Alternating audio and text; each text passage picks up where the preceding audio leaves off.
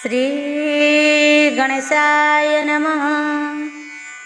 नारायणं नमस्कृत्यं नरं चैव नरोत्तमं देवीं सरस्वतीं व्यासं ततो जयमुदीरये। मूकं करोति वाचालं पंगुं लङ्घयते गिरिं यत्कृपातमहं वन्दे परमानन्दमाधवम्। भागवत महापुराण दशम स्कंध द्वारिका लीला 61तम अध्याय।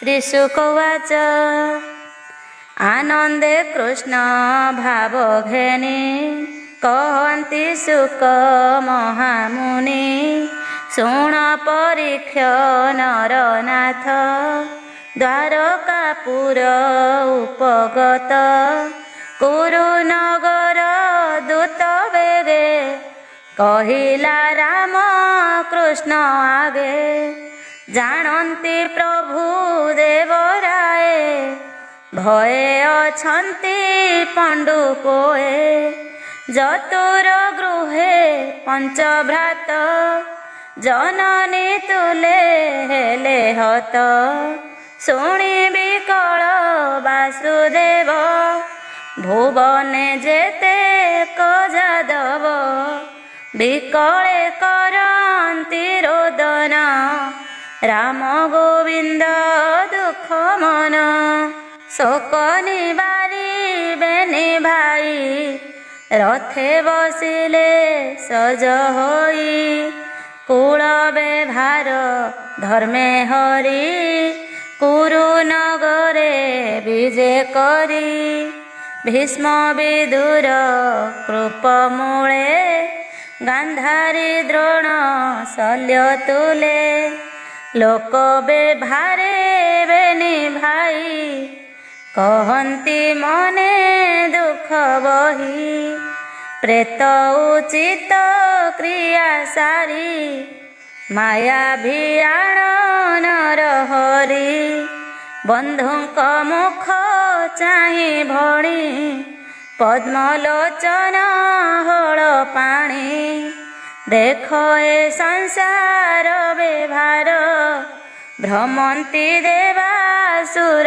नर भवसागर एहि मते सकले जीवे शून्य पथे एमन्ते बहु दुख बही बांधव मध्ये बेनि भाई कहिले संसार व्यवहार एबे हो शुण नृपवर द्वारकापुरे 3 जन विचार कले कमन गगने अस्त हेले भानु अक्रूर तुले शतधनु कृत ब्रह्मा को घेनि धीरे विचार कले कसोरे देख ए पापी सक्राजित अन्याय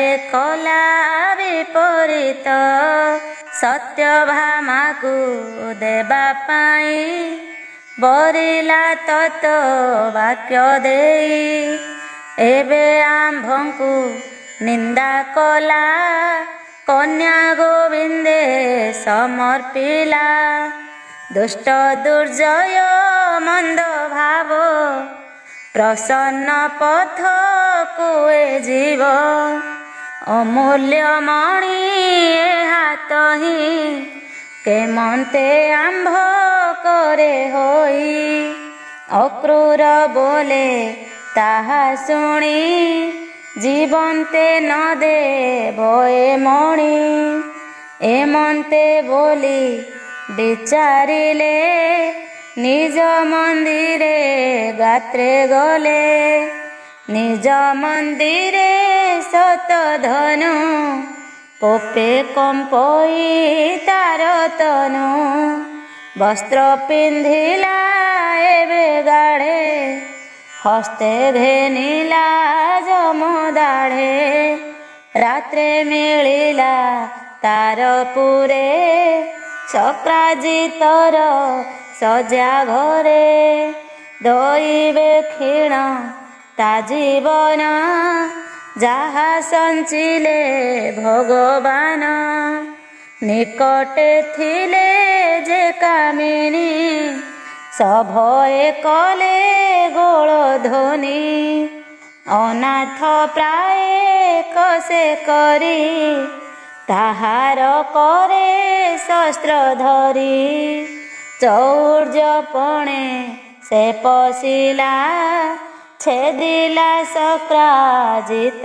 ଗଳା ପଶୁ ମାରଣେ ବଧ କରି ଅମୂଲ୍ୟ ମଣି କରେ ଧରି ନିଜ ଭୁବନେ ବିଜେ କଲା ଏମନ୍ତେ ରଜନୀ ପାହିଲା ଶୁଣ ରାଜନ ଶୁଦ୍ଧ କର୍ମା ତାର ମରଣେ ସତ୍ୟ ଭାମା ବିଳାପ କରି ଶୋକେ ଗଡ଼ି ଭୁଜ ଯୁଗଳ ଶିରେ ତାଡ଼ି ଆହା ପିଅର ବୋଲି ମୋହେ ଜୀବନ ନର ହୋଇ ଦେହେ ମୃତ ଶରୀରେ ଗନ୍ଧ ଲେପି ତୈଳ ଦ୍ରୋଣୀ ମଧ୍ୟେ ଖେପି ପିତା ମରଣ ଶୋକ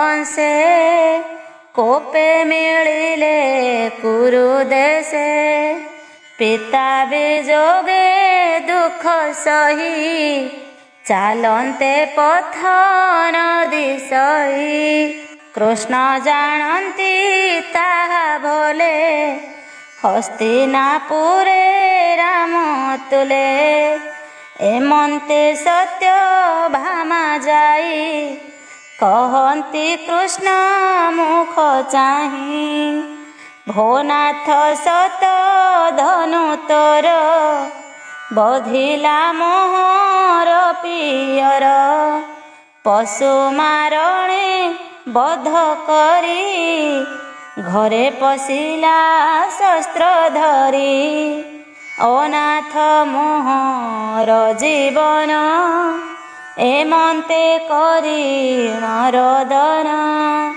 ଅମୂଲ୍ୟ ମଣି ନେଇ କରେ ପଳାଇ ଗଲା ଅନ୍ଧକାରେ ଶୁଣି ଚକିତ ଦାମୋଦର ବେନି ଲୋଚନୁ ବହେ ନୀର ସତ୍ୟଭାମାର ମୁଖ ଚାହିଁ ରୋଦନ କଲେ ବେନି ଭାଇ କପଟେ କୁରୁ ବଳ ମଧ୍ୟେ ଗୋବିନ୍ଦ କହନ୍ତି ବିଷାଦେ ସତ୍ୟଭାମାକୁ ଆଗ କରି ରଥେ ବସିଲେ ରାମ ହରି କୃଷ୍ଣ କହନ୍ତି କୋପ ଭରେ ଦାରୁକ ବାହା ଧାତିକାରେ ସତ ଧନୁର ଶିର ହାଣି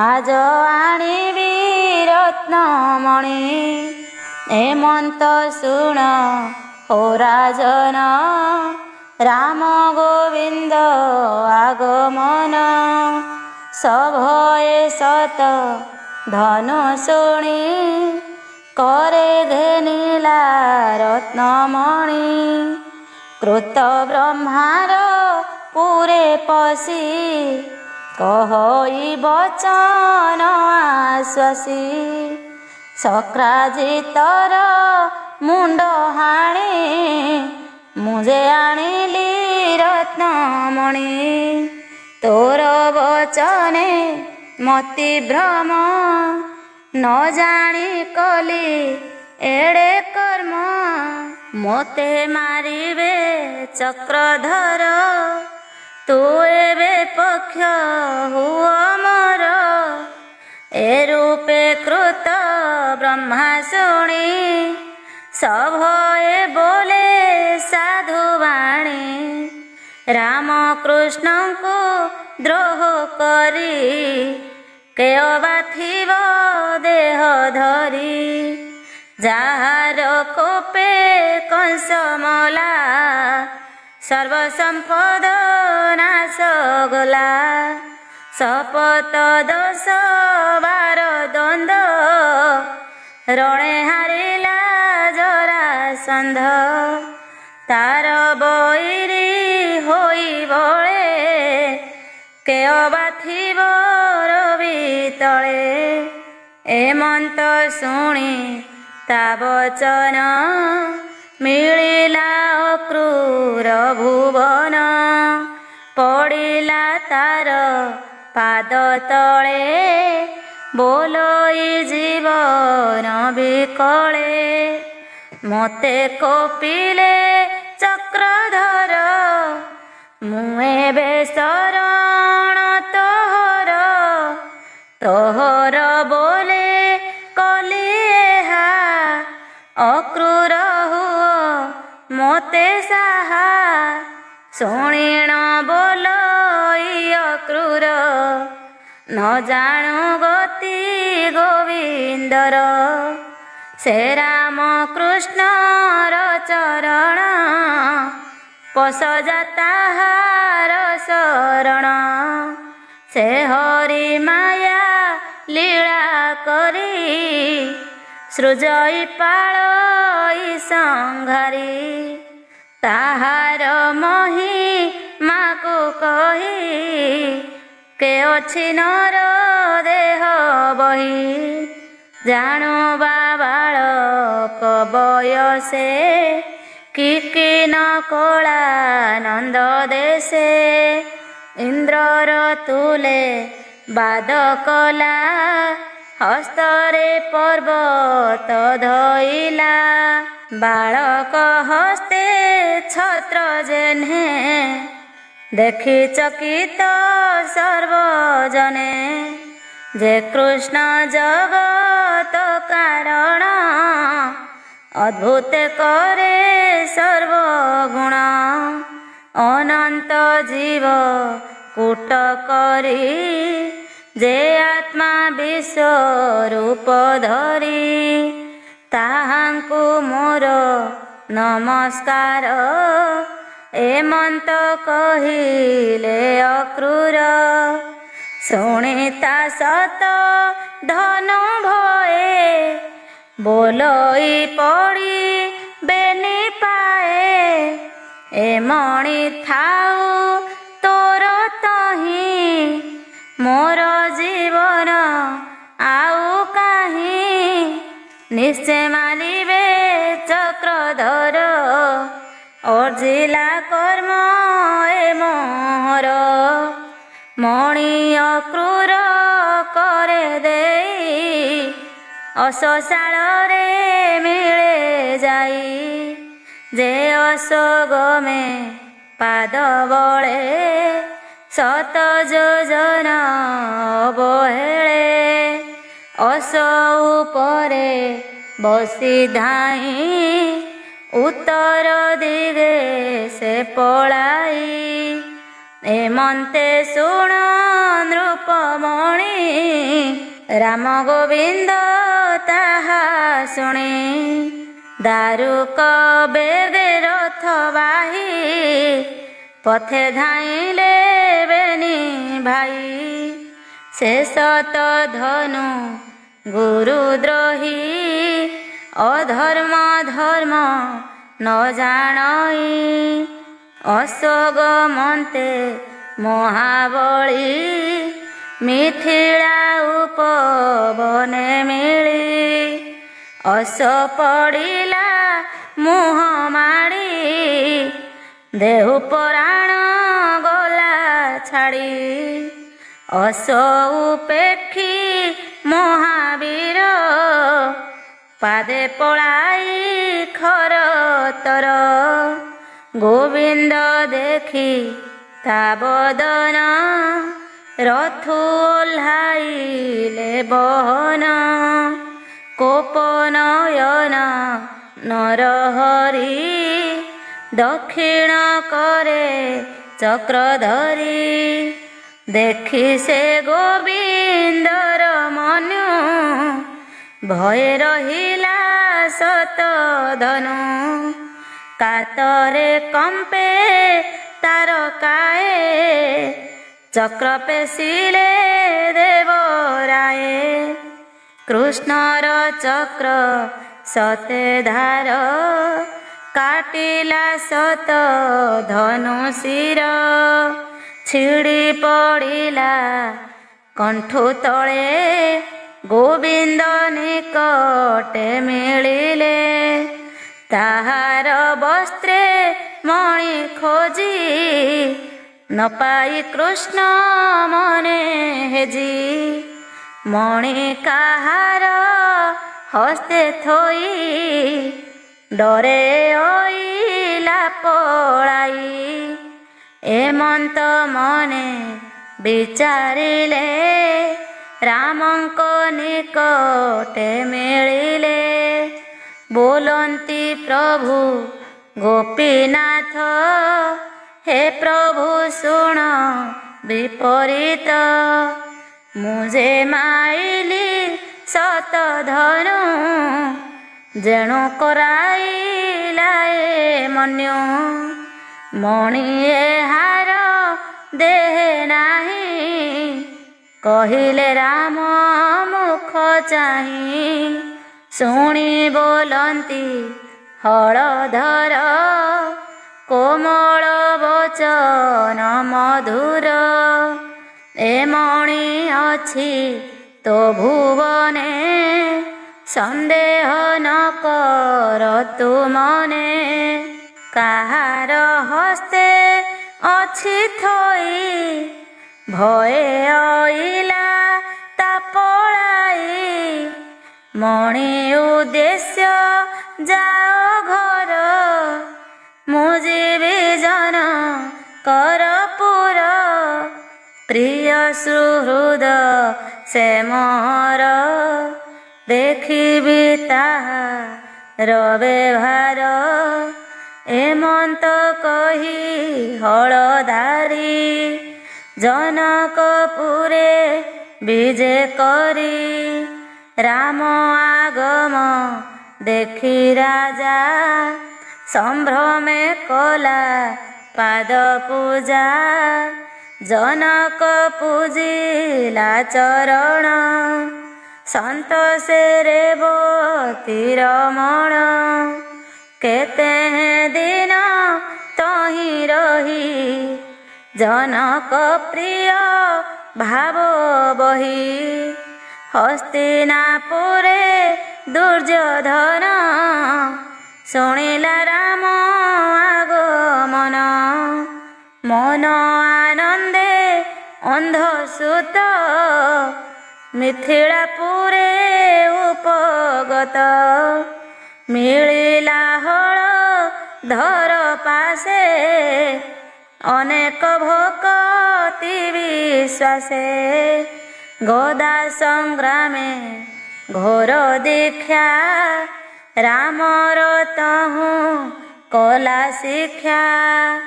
ଗୋବିନ୍ଦ ବସି ନନ୍ଦୀ ଘୋଷେ ମିଳିଲେ ଦ୍ୱାରାବତୀ ଦେଶେ। ସତ ଧନୁର ଶିର ହାଣି ତା ତହୁଁ ନ ପାଇଲେ ମଣି। ସକଳ ପ୍ରିୟା ଆଗେ କହି ମାୟା ଭିଆଣ ଭାବଗ୍ରାହୀ। ବନ୍ଧୁ ବାନ୍ଧବ ସଙ୍ଗେ ମିଳି ବାନ୍ଧବ ପ୍ରିୟ ବନମାଳି। ମଲା ଯେ ସତ ଧନୁ ବୀର ପେତ୍ର ଉଚିତ କର୍ମ କର। କୃଷ୍ଣ କରାଇଲେ ସ୍ୱଭାବେ ଶୁଣ ପରୀକ୍ଷ ନୃପ ଏବେ। ସତ ଧନୁର ବଧ ଶୁଣି ଅକ୍ରୂର ମନେ ମନେ ଗୁଣି। କୃତ ବ୍ରହ୍ମାର ତୁଲେ ଭାଳି ନିଶ୍ଚେ ମାରିଲେ ବନମାଳି। ଏମନ୍ତେ ଭାଳି ମନେ ମନ ପଳାଇ ଗଲେ ବେନିଜନ। ଅକ୍ରୂର ଯେତେବେଳେ ଗଲା ଶୁଣ ରାଜନ କୃଷ୍ଣ ଲୀଳା। ଦ୍ୱାରିକାପୁରେ ଇଷ୍ଟ ଜାତ ଦେଖି ଚକିତ ଯଦୁନାଥ। ଅଦ୍ଭୁତ ଦିଶିଲା ପ୍ରତ୍ୟକ୍ଷେ ଭୂମି ଗହନ ଅନ୍ତରିକ୍ଷେ। ପ୍ରାଣୀଙ୍କ ଦେହେ ବ୍ୟାଧି ଜାତ ମନ ଉଚାଟ ଯେ ଉତ୍ପାତ।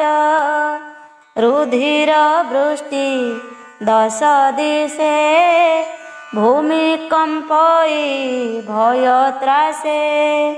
ଦ୍ୱାରକାପୁର ଲୋକେ ଚାହିଁ ଭାଳନ୍ତି ଏକ ରୁଣ୍ଡ ହୋଇ। ଘୋର ଆପଦ ଆଗମନେ ଭାଳି ବୋଲନ୍ତି ବୃଦ୍ଧ ଜନେ। ଅକ୍ରୂର ପଳାଇଲା ଡରେ ଉତ୍ପାତ ଦିଶେ ଯଦୁପୁରେ। ଅକ୍ରୂର ବିନୁ ଭୟରିଷ୍ଟି ରୁଧିର ସଙ୍ଗେ ଜଳ ବୃଷ୍ଟି। ଅନେକ କ୍ରୂରର ଗୁଣ ତୁମ୍ଭେ ସାବଧାନେ ଶୁଣ। ପୂର୍ବେ ଯେ ଥିଲା କାଶୀ ରାଜା ସୁଖେ ପାଳଇ ଜନ ପ୍ରଜା। ଏମନ୍ତେ ଇନ୍ଦ୍ର ତା ଭୁବନେ ବୃଷ୍ଟି ନ କଲା କୋପ ମନେ। ଅନ୍ନ ନ ପାଇ କ୍ଷୁଧା ଭଏ ଅନେକ ଲୋକ ଗଲେ କ୍ଷୟେ।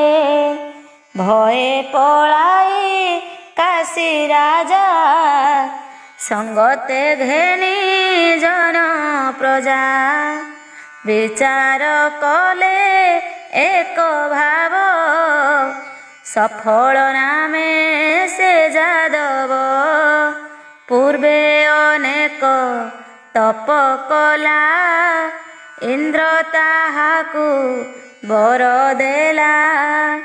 ସେ ଯହିଁ ଥାଏ ଦେହ ବହି ସେ ଦେଶେ ଇନ୍ଦ୍ର ବରସଇ।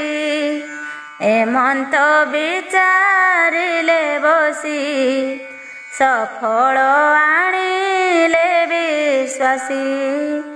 କନ୍ୟାଏ ଥିଲା ଘରେ ତାର ସେ ରୂପେ ଅତି ସୁନ୍ଦର। ଶୁଣ କନ୍ୟାର ଜନ୍ମବାଣୀ ଆମ୍ଭେ ଯେ ପୂର୍ବେ ଅଛୁ ଶୁଣି। ଜନନୀ ଗର୍ଭେ ଚିରବାସ ରହିଲା ଦ୍ୱାଦଶ ବରଷ। ଜାତ ନହିଲା ଯଥା କାଳେ ନୃପତି ଭାଳଇ ବିକଳେ। ଦିନେ ପତ୍ନୀର ଗର୍ଭ ଚାହିଁ କହେ ବିକଳ ଭାବ ବହି। ଭୂଗର୍ଭ ଶୁଣ ମୋ ଉତ୍ତର ହେଳେ ନାସିଲୁ ଘର ମୋର। କହ ଏ କେବଳ କାରଣ ଏ ବଡ଼ ପରମ କଷଣ। ଏମନ୍ତେ ରାଜା ବାକ୍ୟ ଶୁଣି ଗର୍ଭ କହିଲା ସତ୍ୟବାଣୀ। ଭୋତାତ ଶୁଣ ମୋର କଥା ଯେମନ୍ତେ ଗର୍ଭର ବ୍ୟବସ୍ଥା। ଉତ୍ତର ଧେନୁ ପ୍ରତିଦାନେ ଦାନ ତୁ ଦିଅ ମହାଜନେ।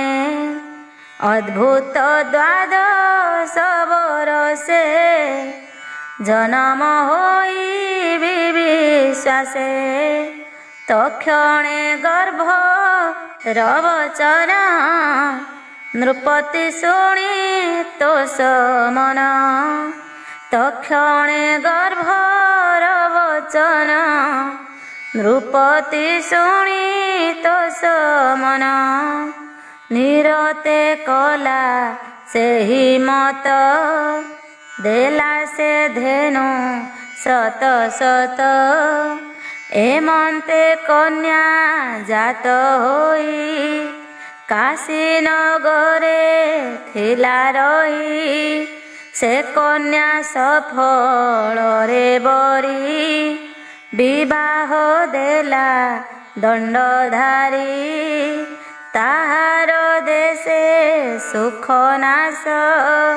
ନିର୍ଜଳ ଦ୍ୱାଦଶ ବରଷ, ଏମନ୍ତ ରାଜା ମୁଖ ଶୁଣି। ସକଳ ହିତେ ବଜ୍ର ପାଣି, ତକ୍ଷଣେ ମିଳି ମେଘମାଳ। ଆନନ୍ଦେ ବରସିଲେ ଜଳ, ତାର କୁମର ଦାନପତି। ଏମନ୍ତ କ୍ରୂରର ଗତି, ସେ ମହାଭାଗ ଯହୁଁ ଥାଇ। ହୃଷ୍ଟ ହୃଷ୍ଟ ଭୟ ନାହିଁ, ଏମନ୍ତ ବୃଦ୍ଧ ବାକ୍ୟ ଶୁଣି। ଜାଣିଲେ ପ୍ରଭୁ ଚକ୍ରପାଣି, କାଶୀ ନଗରେ ଦୂତ ପେଶି। ଅକ୍ରୂର ଆଣିଲେ ବିଶ୍ୱାସୀ, ପାଶେ ବସାଇ ଦାମୋଦର। ବିଶ୍ୱାସେ କହନ୍ତି ମଧୁର, ଯେ ପ୍ରଭୁ ଜଗତ ଜୀବନ। ଜାଣିଲେ ଜଗତର ମନ, ଆଶ୍ୱାସୀ ବସାଇ ଅକ୍ରୂର। କହନ୍ତି ବ୍ରହ୍ମାଣ୍ଡ ଠାକୁର, ଶୁଣ ଅକ୍ରୂର ମୋର ବାଣୀ। ତୋତହିଁ ସ୍ୟମନ୍ତକମଣି, ଥୋଇ ସେ ଶ୍ରତ ଧନୁ ଗଲା।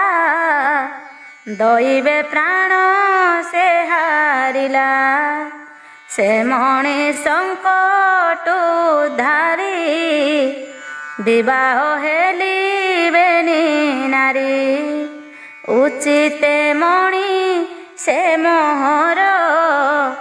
ଶ୍ୱଶୁର ଦେଲା ଉପହାର, ଶକ୍ରଜିତର ପୁତ୍ର ନାହିଁ। ଦୁହିତା ସତ୍ୟ ଭାମା ହୋଇ, ମରଣେ ପ୍ରେତ କ୍ରିୟା ସାରି। ଦୁର୍ଗମେ କଷଣୁ ଧରି, ତାହାର ପୁତ୍ରୀ ମଣି ନେବ।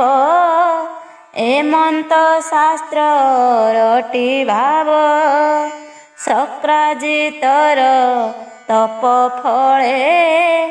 ରବି ତାହାକୁ ମଣି ଦେଲେ, ନିର୍ମଳ ଲୋକେ ତାହା ଧରି। ଆନକେ ପାରିବ ଆବରି, ସୁକୃତ ପୁଣ୍ୟେ ତୁ ନିୟତ। ଏ ମଣି ଧାରଣେ ସମର୍ଥ, ରାମ ମୋହର ଜ୍ୟେଷ୍ଠ ଭାଇ। ତାହାଙ୍କ ଚିତ୍ତ ଶୁଦ୍ଧ ନାହିଁ, ବନ୍ଧୁ ବାନ୍ଧବ ଯେତେ ମୋର। ଚିତ୍ତେ ସଂଶୟ ତାହାଙ୍କର, ଏ ସଭା ମଧ୍ୟେ ମଣି ତୁହି। ଦେଖାଅ ମୋର ଭାବ ବହି, ଏହାଙ୍କ ଦେହୁ ଜୀବ ଭ୍ରାନ୍ତି। ଏଣେ ମୋହର ମନ ଶାନ୍ତି, ଏ ମଣି କାଶୀପୁରେ ଦେଇ। ଅନେକ ଯଜ୍ଞ କଲୁ ତୁହି, ସୁବର୍ଣ୍ଣ ଯଜ୍ଞ ବେଦୀ ତୋର। ଦେଖନ୍ତି ଦେବାସୁର ନର, ଏମନ୍ତ ଶୁଣି କୃଷ୍ଣ ବାଣୀ। ଅକ୍ରୂର ଘେନି ରତ୍ନମଣି ବସ୍ତ୍ରେ ଲୁଚାଇଥିଲା ବକ୍ଷେ ସଭାରେ ଦେଲା ତା ପ୍ରତ୍ୟକ୍ଷେ ସୂର୍ଯ୍ୟ କିରଣ ପ୍ରାୟ ଦେଖି ଭୟ ବୁଝିଲେ ବେନି ଆଖି ଏମନ୍ତେ ମଣି ଦେଖାଇଲେ ଆତ୍ମାର ବାଧା ଦୂର କଲେ ଗୋବିନ୍ଦ করে ଦେଲେ ମଣି ଅକ୍ରୂର ମୁଖ ଚାହିଁ ଭଣି ତୋ ପୁଣ୍ୟ କର୍ମା ସାଧୁ ଜନ ଏ ମଣି ଧାରଣେ ଭାଜନ ଏ ମଣି ଥାଉ ତୋର ତହିଁ ଏମନ୍ତେ କହି ଭାବଗ୍ରାହୀ ନିଜ ଭୁବନେ ବିଜେ କଲେ ଲୋକାପବାଦ ଦୂର କଲେ ଏବେ ହୋ ଶୁଣ ନରନାଥ ତୁ ଭାଗ୍ୟ ସାଧୁ ପୁଣ୍ୟବନ୍ତ ମଣିହରଣ ସାଧୁ ବାଣୀ କର୍ଣ୍ଣେ ଶୁଣନ୍ତି ଯେତେ ପ୍ରାଣୀ ଦୂରିତ ଦୁଃଖ ଅପବାଦ ଏ ଆଦି ଯେତେ ମନ ଖେଦ ଦୁଷ୍ଟ ସପନ ଗ୍ରହପତି ଶ୍ରବଣେ ପଠନେ ନାଶନ୍ତି ସର୍ବମଙ୍ଗଳ ଭାଗବତ କହିଲା ବିପ୍ର ଜଗନ୍ନାଥ। इति श्रीमद्भागवते महापुराणे पारमहंस्यां संहितायां वैयासिक्यां दशमस्कन्धे स्यमन्तकमणिहरणे शतधनुवधो नाम 61तम अध्याय। 62तम अध्याय। श्रीशुक उवाच एबे हो शृण नरनाथ अशेष गोविन्द चरित अज्ञात घोर बनबासे थिले से विराटर देशे बरसे वंचिता भुवने विदित पंडुर नंदने इंद्रप्रस्थरे छंती रही से कथा जानी भावग्राही दारुक साजी नंदी घोषे सुहृद भृत्य घेनी पासे इंद्रप्रस्थरे बनमाळी धर्मनंदन गृहे मिली देखि सानंद बेनी जने चाहन्ती निश्चल नयने देखि उठिले बेनी भाई किपटान्तर देवी मोहि जीवन गला पिंड जेने पुणी उठन्ति दिव्य ज्ञाने देखि अखिल जोगेश्वर नयन पिछा कले दूर लोमहर से भावग्राही पद्मलोचन लुह बही गोविंद जणे जणे धरी हृदय लगाई कोल करी पद्मलोचन संगे पाई पवित्र कले पंचदेही धर्मनंदन भीम पादे गोविंद नमिले आनंदे पार्थको कले आलिंगन नकुल आदि बेनी जन माद्री कुमार सहोदर नमिले गोविंद पयर आनंदे कले नमस्कार जेसने संसार व्यवहार कृष्ण को आसने बसाई भावे पूजिले पांच भाई द्रौपदी थिले पुर मध्ये कृष्ण दर्शन आनंदे ନମ୍ର ଶିରରେ ଲଜ୍ଜା ଭରେ କୃଷ୍ଣଙ୍କୁ ନ ମିଳେ ଅନ୍ତରେ। ମିଳିଲେ ଶ୍ରୀକୃଷ୍ଣଙ୍କ ଆଗେ କୃଷ୍ଣ ଉଠିଲେ ଦେଖିବେ गे। ସାତ୍ୟକୀ କର କରେ ଧରି କୃଷ୍ଣଙ୍କ ପାଦେ ପୂଜା କରି। କୁନ୍ତୀ ଯେ ଥିଲେ ପୁର ଦେଶେ हा କୃଷ୍ଣ ବୋଲି ସ୍ନେହ ବସେ। ବେଗେ ମିଳିଲେ କୃଷ୍ଣ ଆଗେ ଦ୍ରୌପଦୀ ତୁଲେ ଅନୁରାଗେ। ଆନନ୍ଦେ ପାଣ୍ଡବ ଜନନୀ ଦେଖି ନ ମିଳେ ଚକ୍ରପାଣି। ବନ୍ଧୁକୁ ଶଳ ପୁଛା କରି ଦ୍ରୌପଦୀ କର କରେ ଧରି। ମୁକୁନ୍ଦ ବଦନେ ଅନାଇ କହନ୍ତି ଅଶ୍ରୁ ଜଳ ବାହି। ଯେମନ୍ତେ କ୍ଲେଶ ବନବାସେ ବୁଲି ପାଇଲୁ ଦେଶେ ଦେଶେ। ତାହା ସୁମରି କୁନ୍ତୀ କାନ୍ଦେ ମନ ନିବେଶି କୃଷ୍ଣ ପାଦେ। ହେ କୃଷ୍ଣ ତବ ଦର୍ଶନେ ମନୁ ଛାଡ଼ିଲା ଖେଦ ମନେ। ତୁ ନାଥ ଶରଣ ସଦର ପର ଆପଣା ନାହିଁ ତୋର। ତଥାପି ତୋତେ ଯେ ଭଜଇ ତାହାର ହୃଦେ ଥାଉ ତୁହି। ଅଶେଷ ଦୁଃଖ କରୁ ହତ ଏମନ୍ତେ ପ୍ରଭୁ ତୁ ଅଚ୍ୟୁତ। ଧର୍ମନନ୍ଦନ କୃଷ୍ଣ ଚାହିଁ ବୋଲନ୍ତି ପ୍ରିୟ ଭାବ ବହି। ଅନେକ ଅଛି ପୁଣ୍ୟ ବଳ ତୋତେ ଦେଖିଲି ଆଦି ମୂଳ। ଯୋଗେଶ୍ୱରଙ୍କୁ ଅଗୋଚର ଭୋନାଥ ମହିମା ତୋହର। ଆମ୍ଭେ କୁଚିତ ବନ୍ଧୁ ଜନ ପାଇଲୁ ତୁମ୍ଭ ଦର୍ଶନ। ଏମନ୍ତେ ଭକତ ବିଶ୍ୱାସ ରହିବ ରସା 4 ମାସ। ଇନ୍ଦ୍ରପ୍ରସ୍ଥରେ ଯେତେ ଜନ ଦେଖନ୍ତି ଶ୍ରୀକୃଷ୍ଣ ବଦନ। ଚର୍ମଲୋଚନ କରି ସାଧୁ ତରିଲେ ଭବ ପରମାଧୁ। ଏମନ୍ତେ ଶୁଣ ନରନାଥ ଦିନେ ଧନୁ ଧରି ପାର୍ଥ। ପିତୃଦିବସ ଆଗମନେ ମିଳିଲେ ହରସ ବଦନେ। ଧର୍ମନନ୍ଦନ ଯଜ୍ଞ ଅର୍ଥେ ବସିଲେ କପିଧ୍ୱଜ ରଥେ।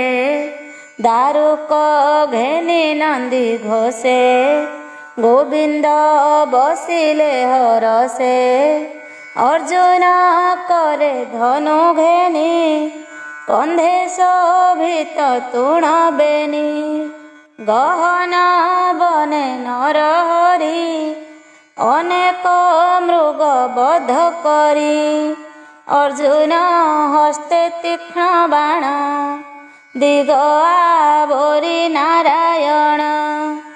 ବରାହ ମୟୂର ହରିଣ ଶଶା ସମ୍ବର ପକ୍ଷୀ ଗଣ।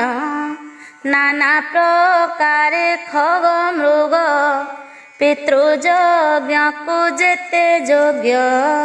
ରାଜସେବକେ ତାହା ବହି ପାଣ୍ଡବ ପୁରେ ଦେଲେ ନେଇ। ତୃଷାର୍ତ୍ତ ହୋଇ ବୀର ପାର୍ଥ ଯମୁନା କୂଳେ ଉପଗତ। ସଙ୍ଗେ ମିଳିଲେ ଭଗବାନ ତୃଷାର୍ତ୍ତେ କଲେ ଜଳପାନ। ମୁଖ ନୟନ ଜଳେ ଧୋଇ ସନ୍ତୋଷେ ଚଉଦିଗ ଚାହିଁ। ଯମୁନା ଜଳେ ବାଲି କୁଦେ କନ୍ୟାଏ ବସି ତାର ମଧ୍ୟେ। ଦେଖନ୍ତି ପ୍ରଭୁ ଭାବଗ୍ରାହୀ ତପ କରଇ ସୂର୍ଯ୍ୟ ଚାହିଁ। ଅତି ସୁସଞ୍ଚ ଚାରୁ ବେଶ ତାର ସମୀପେ ପୀତ ବାସ ଦେଖି ଚକିତ ଭଗବାନ ଚାହିଁଲେ ଅର୍ଜୁନ ବଦନ ବୋଲନ୍ତି ଦେଖ ରୂପ ରାଶି କାଳିନ୍ଦୀ ବାଲିକୁ ଦେବସୀ ତପ କରଇ କିସ ସଧେ ନିର୍ଜନ ଘୋର ବନ ମଧ୍ୟେ କୃଷ୍ଣ ବଚନ ପଣ୍ଡୁ ବୋଳା କନ୍ୟା ସମୀପେ ବିଜେ କଲା ପୁଛଇ କନ୍ୟା ମୁଖ ଚାହିଁ ତୋ ରୂପ ପଟାନ୍ତର ନାହିଁ କାହାର ଦୁହିତା ବୋଲାଉ କିମ୍ପାଇଁ ଏଡ଼େ ଦୁଃଖ ସହୁ କାହୁଁ ଅଇଲୁ ଘୋର ବନେ ତପ ଆରାଧୁ ଶୁଦ୍ଧ ମନେ କେବଳ ଫଳେ ତବ ଇଚ୍ଛା କିୟ ବା ବର ତୋର ବାଞ୍ଛା କହନ କରି ମନେ ଭ୍ରାନ୍ତି କାହାକୁ ଇଚ୍ଛୁ ନିଜ ପତି ଶୁଣି ଅର୍ଜୁନ ବାଣୀ କନେ କାଳିନ୍ଦୀ କହେ ତୋ ସମନେ ଅନ୍ଧାରେ ଜ୍ୟୋତି ରୂପ ଧରେ ପ୍ରାଣୀ ନୟନ ଯେ ବିସ୍ତାରେ ରଥେ ଗମଇ ଅନ୍ତରିକ୍ଷେ ତାର ଦୁହିତା ମୁଁ ପ୍ରତ୍ୟକ୍ଷ ସେ ତାତ ଆଜ୍ଞା ପରମାଣେ ଦୁସ୍ତର ତପ ଆଚରଣେ ନିଷ୍ଠୁର ଘୋର ତପ ଦୀକ୍ଷା ତପ କରଇ କାନ୍ତ ଇଚ୍ଛା ବିଷ୍ଣୁଙ୍କୁ ତପେ ତୋଷ କରି ହୋଇବି ତାଙ୍କ ମନ ହାରି ଅନାଥ ନାଥ ଦାମୋଦର ସେ କୃଷ୍ଣ ହେବେ ମୋର ବର କମଳା ଅତି ଭଗବାନ ଦୁର୍ଗମ ଦୁରିତ ଭଞ୍ଜନ ଅଶେଷ ଜନ ସୁଖଦାତା ତାରେ ବରିଲା ମୋର ପିତା ଅଶେଷ ଜନ ସୁଖଦାତା ତାରେ ବରିଲା ମୋର ପିତା କାଳିନ୍ଦୀ ନାମ ଯେ ମୋହର ମୋହର ପିତା ଦିନ କର ଯାବତ ନ ପାଇବି ହରି ତନୁ ତେଜିବି ତପ କରି ମୋହର ସତ୍ୟ ଏ ବଚନ ଶୁଣି ଅର୍ଜୁନ ତୋ ସମନ ବେଗେ ମିଳିଲେ କୃଷ୍ଣ ପାଶେ କହିଲେ ଆନନ୍ଦ ବିଶ୍ୱାସେ ଭୋନାଥ ତୋର ପାଦ ଇଚ୍ଛା କାଳିନ୍ଦୀ ତପେ କରେ ବାଞ୍ଛା ଅତି ନିଷ୍ଠୁର ତପ ତାର ପୁଣି ସାନନ୍ଦ ଦାମୋଦର ଯମୁନା କୂଳେ ଯାଇ ମିଳି ଭକତ ବନ୍ଧୁ ବନମାଳି ବୋଲନ୍ତି କନ୍ୟା ମୁଖ ଚାହିଁ ତପ ତୁ କରୁ ଯହିଁ ପାଇଁ ସେ କଥା ହୋଇଲା ସଫଳ ଏମନ୍ତ କହି କଲେ କୋଳ ରଥେ ବସାଇ ଭଗବାନ ଆଣିଲେ ପାଣ୍ଡବ ଭବନ ତକ୍ଷଣେ ବିଶ୍ୱକର୍ମା ରାଇ ବିଶ୍ୱାସ ବାକ୍ୟ ତାକୁ କହି ଦେବମାନବେ ଅଗୋଚର ଏମନ୍ତେ କର ମୋର ପୁର ଗୋବିନ୍ଦ ଆଜ୍ଞା ପରମାଣେ ନିର୍ମାଣ କଲା ତତକ୍ଷଣେ ସେ ପୁରେ କନ୍ୟାକୁ ସେ ଥୋଇ ଧର୍ମନନ୍ଦନ ଆଗେ ଯାଇ ଏମନ୍ତେ ଗଲା କେତେ ଦିନ ଶୁଣ ରାଜନ ସାବଧାନ ଅଗ୍ନି ପୁରୁଷ କର ଯୋଡ଼ି କହି ବିଷ୍ଣୁ ପାଦେ ପଡ଼ି ଏ ସତ୍ୟ ବ୍ରତ ଯଜ୍ଞେ ମୁହିଁ ରୋଗୀ ହୋଇଲି ଘୃତ ଖାଇ, ଭୋନାଥ ରଖ ମୋ ଜୀବନ, ଦିଅ ଔଷଧୀର ସପାନ। ଶୁଣି ଭକତ ବନ୍ଧୁ ହରି, ଅର୍ଜୁନ କର କରେ ଧରି, ଦାରୁକ କଲା ରଥ ସଜ, ଅର୍ଜୁନ ଘେନି ଦେବରାଜ। ଅଗ୍ନି କି ଘେନି ବନମାଳି, ଖଣ୍ଡିବ ବନେ ଯାଇ ମିଳି, ତକ୍ଷଣେ ରୁନ୍ଧି 10 ଦିଗ, କାନନେ କଲେ ଅଗ୍ନି ଯୋଗ। ସର୍ବ ଔଷଧି ବନ ମଧ୍ୟେ, ଅନଳ ଭକ୍ଷିଲେ ଆନନ୍ଦେ, ତକ୍ଷଣେ ବ୍ୟାଧି ଗଲା ନାଶ, ଅନଳ ହୋଇଲେ ହରସ।